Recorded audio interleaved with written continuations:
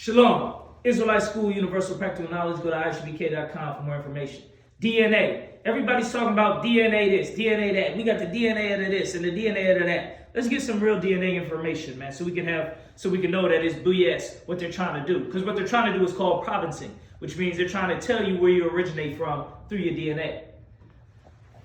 The father line is just one lineage in your family tree. And as you go further back in time, it represents a rapidly diminishing proportion of your total ancestry.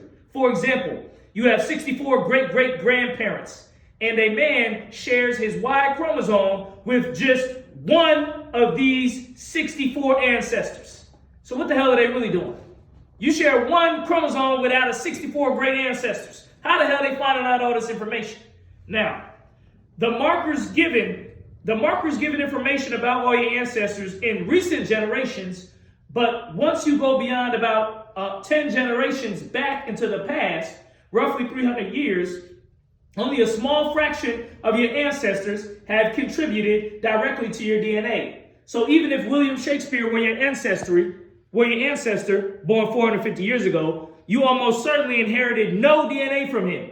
This can be a bit confusing. You did inherit almost all your DNA from ancestors alive at that time, but there are very many of them, perhaps 10,000 or more, and you only actually inherited your DNA from a few hundred of them, a small fraction. The others are pedigree ancestors, but not DNA ancestors. You could have inherited DNA from them, but did not because of the randomness of the 50% transmission of DNA from parent to child.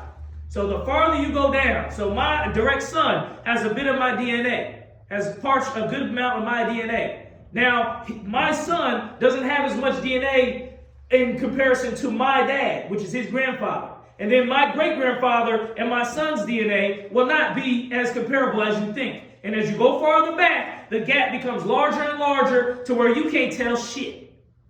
So stop with the DNA hoax, man. We're going to give you more about this DNA to make sure you know not to fall for the BS. Shalom.